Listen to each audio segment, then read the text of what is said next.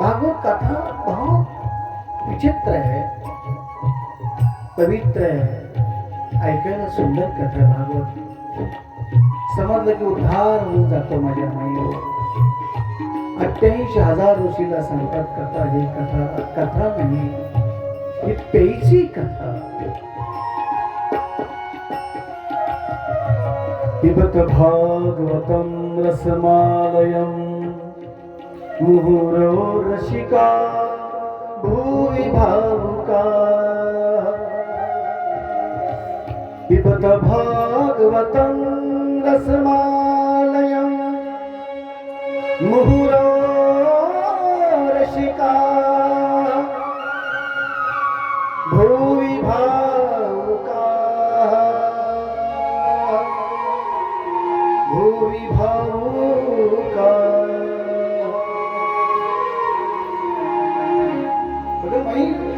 व्यासाने किती सुंदर सांगितलं. पिबत पिबत माने पेयची कथा आहे, ही ऐकायची कथा नाही. किती कठीण आहे भागवत. तुम्ही माझा महाराज ग्रंथ आहे नाम हे माता, हे ग्रंथ नाही आहे. पिबत भागवतं रसमालयं. बघा हे पिबत म्हणे पेयची कथा आहे असं नाही. व्यासाने लिहिलं श्रुत भागवतं रसमालयं. श्रुत म्हणे ऐकायचे असं नाही लिहिलं व्यासाने. लक्ष देऊन ऐका एक एक शब्द. तुम्हाला कोण सांगणार नाही फोडून विस्तार असं नाही व्यासाने लिहिलं. श्रुत भागवतं रसमालयं असं नाही लिहिलं. श्रुत म्हणे ऐकायची नाही. पिबत भागवतं रसमालयं मुहुरो. बघा माई मुहुरो बार प्यार. बघा मुहुरो रसिका भुवि भावुका. भुवि भावुका. किती सुंदर श्लोक आहे. त्या श्लोकावर 3 तास कथा चलते. या श्लोकावर माझ्या माई 3 तास. किती सुंदर श्लोक टाकला बघा ना. कथा पेयची. आता तुम्ही म्हणसाल मला महाराज ही कथा पेयची कशी ग्रंथ आहे. नामा कथा पेयची. तुम्हाला एक सांगू सूत्र तुमच्या लक्षात बसेल म्हणून सूत्र सांगतो. आंब्याचा रस प्यायचा असतो का खायचा असतो. सिटीमध्ये काय लखन एक श्लोक बोला ना त्याला अर्थ लगेच समजतो. पण हे गाव माझं आहे. ह्याला फोडून डबल टेबल सांगायला लागतंय. जर उद्या मी आजारी पडलो तर चालेल, नाही बोलता आलं तर चालेल, पण ह्याला फोडून शब्द सांगतो. मग त्याच्या डोक्यात फिट बसते, कॉम्प्युटर फिट. नाहीतर मी पिबत भागवतं रसमालयं मुहुरो रसिका भुवि भावुका. त्याला घंटा 2 घंटा लागत ना म्हणून त्याला फोडून सांगतो. पिबत म्हणे पेयची कथा. कथा पेयची आहे, कथा ऐकायची नाही, कथा पेयची आहे. मग तसं असतं तर मग व्यासाने लिहिलं असतं ना श्रुत भागवतं रसमालयं. ना व्यासाने असं नाही लिहिलं. पेयची कथा. मग कथा पेयची कशी तुम्हाला सूत्र सांगतो. आंब्याचा रस प्यायचा असतो का खायचा असतो. बोला. तुम्ही जोपर्यंत बोलत नाही तोपर्यंत मी नाही काय चालत. तुम्ही थांबा. राधे राधे. सोपी भाषा ना मराठी. आंब्याचा रस प्यायचा असतो का खायचा असतो सांगा.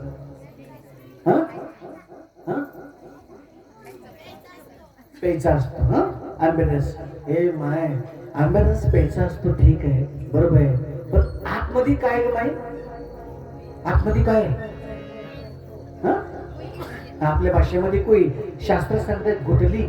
काय सांगतात गुटली है अंदर. गुटली म्हणे शास्त्र काय सांगते मागो गुटली है अंदर. कोई खाती का कोई खाती माता. बघ भागवत किती किती नाही. व्यास म्हणतात मी नाही. पिबत भागवतं. बघा रस प्यायचा असतो खायचा असतो.